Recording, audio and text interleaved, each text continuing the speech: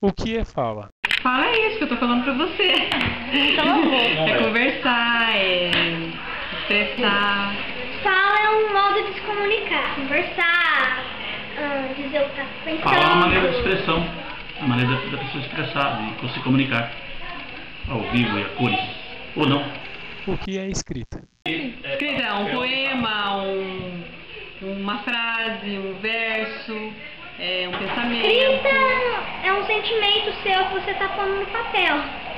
Mais resumido, mais a gente pensa mais pra escrever. A escrita é uma maneira da pessoa expressar, de deixar gravado no papel.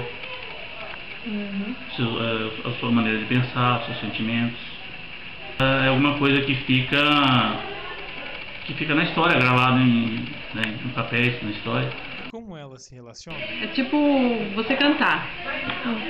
Cantar é uma fala escrita. Você tá lendo e você tá expressando o que tá escrito. É tipo um resumo, né, do que eu tô falando. E quando a gente fala, a gente coloca gíria. E no papel, não. É mais uma coisa mais fria, né? Não. Explica. Gírias. Mas você não pode escrever gíria também? Pode, mas dependendo da ocasião. Se a professora pede pra você colocar gíria no texto, gíria na poesia, daí você pode. Eu creio que na maior parte eu falo da maneira que eu escrevo.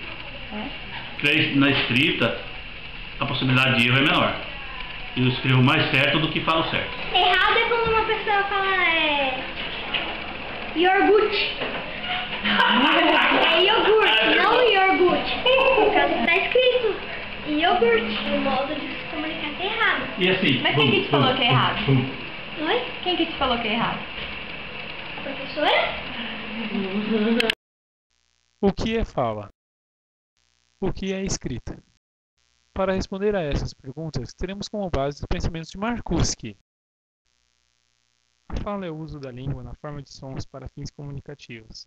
Ela também se utiliza de movimentos do corpo e gestos. A única coisa que precisamos para falar é o aparelho fonador. A escrita é o uso da língua para fins comunicativos na forma gráfica, ou seja, através de textos escritos em imagens. Para isso, precisamos de recursos, como no mínimo papel e caneta. E como elas se relacionam?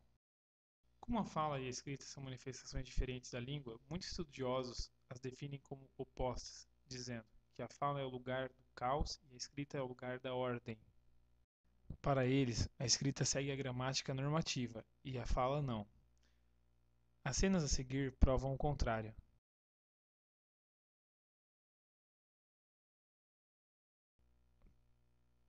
Observe que nessa conversa no MSN, as pessoas não estão preocupadas em obedecer às regras da gramática normativa.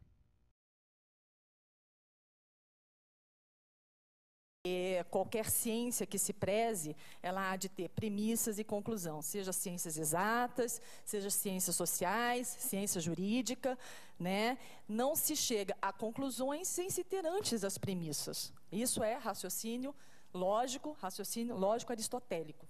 Neste caso, a fala se aproxima mais da gramática normativa do que a escrita vista na cena anterior. Esses exemplos comprovam que tanto a fala como a escrita podem ou não utilizar a gramática normativa. Os mesmos autores afirmam que a escrita é descontextualizada, isto é, precisa ser autoexplicativa. Já a fala deve estar dentro de um contexto que lhe dê sentido. As cenas a seguir também provam o contrário.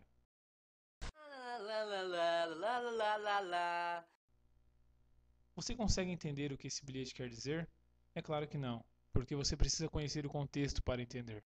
Todas essas cenas vistas anteriormente são exemplos de gêneros discursivos, que são textos produzidos em situações e contextos diferentes e de formas diferentes, utilizando-se da fala ou da escrita. Veja também outros tipos de gêneros discursivos. Fiz Colorado e Illinois. Agora em Mauá, Illinois. Agora vem para Mandaguari e 71. Meu papai não é do governo. No meio do caminho. No meio do caminho tinha uma pedra. Tinha uma pedra no meio do caminho, tinha uma pedra no meio do caminho, tinha uma pedra. Nunca me esquecerei desse acontecimento na vida de minhas retinas tão fatigadas. Nunca me esquecerei que no meio do caminho tinha uma pedra. Tinha uma pedra no meio do caminho.